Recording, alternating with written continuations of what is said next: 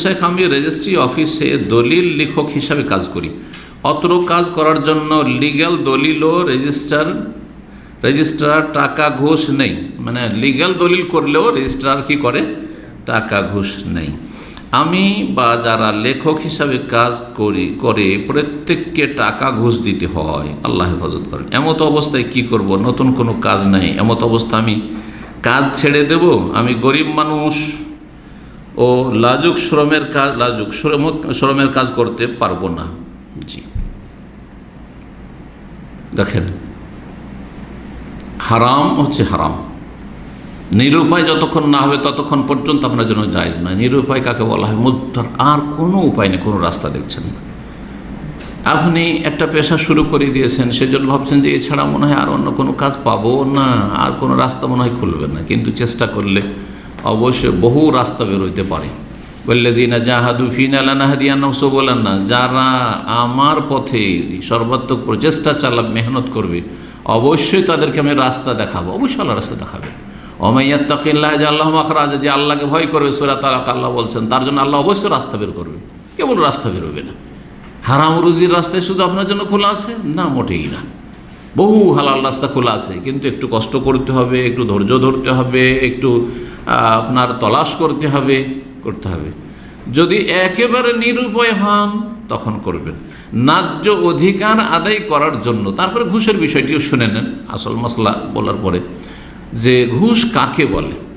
যদি ন্যায্য অধিকার হাসিলের জন্য পয়সা ছাড়া হচ্ছে না আর পয়সা দিতে হচ্ছে, তাহলে সেটা ঘুষ নয়।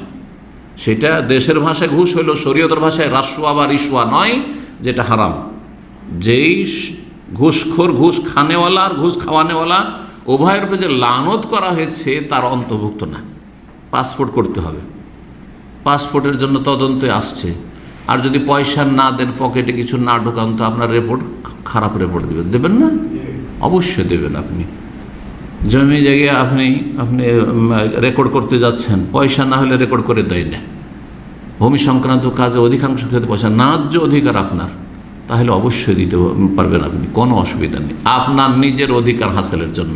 তাহলে রিশওয়া যেটা হারাম, রিশওয়া যার উপর লানত রয়েছে, যারা এই সব ঘুষের কারবার করে, সেটা কি? সেটা হচ্ছে অন্যের হক হরণ করার জন্য, অথবা অন্যায়ভাবে যে ধন সম্পদ ভক্ষণ করে। যেমন অফিসার, ওর দায়িত্ব আছে, সরকার ওকে মাসের মাস বেতন দিচ্ছে, এই কাজগুলি তুমি করে দেবে, কিন্তু পয়সা ছাড়া কাজ করে দেয় না, তার জন্য হারাম। কারণ সরকার তাকে বেতন দিচ্ছে, এই কথা বলার তার অধিকার নেই যে আমি যেহেতু তোমার কাজটা যেন মেহনত করে দিচ্ছি, সেই জন্য তোমার কাছে পয়সা নিচ্ছি না। হারাম, নিঃসন্দেহে হারাম। অফিসারের জন্য ঘুষ খাওয়া হারাম।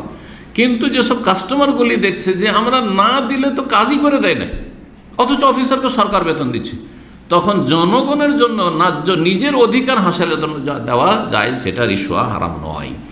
তো আপনি যদি আপনার বৈধ দলিলপত্র লিখছেন, আপনি ক্লার্কের কাজ করছেন, মোহরির কাজ করছেন, আর সেখানে পয়সা না দিলে লিগ্যাল কাজ হচ্ছে না, তাহলে দেওয়া জায়েজ। কিন্তু যদি দেখা যায় যে ওখানে কিছু লিগ্যাল কেস আসছে, কিছু ইললিগ্যাল অবৈধ কেস আসছে, সেগুলো চালিয়ে দেওয়ার জন্য পয়সা দিচ্ছেন, তখন সেটা রিশওয়া, তখন সেটা ঘুষ, আর তখন সেটা হারাম। তবে যথাসাধ্য হারাম থেকে আর সন্দেহ শুবহাত থেকে বেঁচে থাকার চেষ্টা করবেন।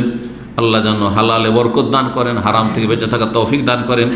এবং যারা দায়িত্বশীল কর্মচারী রয়েছে, আল্লাহ তাদের যেন অন্তরে ভয়ভীতি দান করেন এবং তাদেরকে আল্লাহ হিদায়াত দান করেন, তাদের অনিষ্ট থেকে আল্লাহ হেফাজত করেন।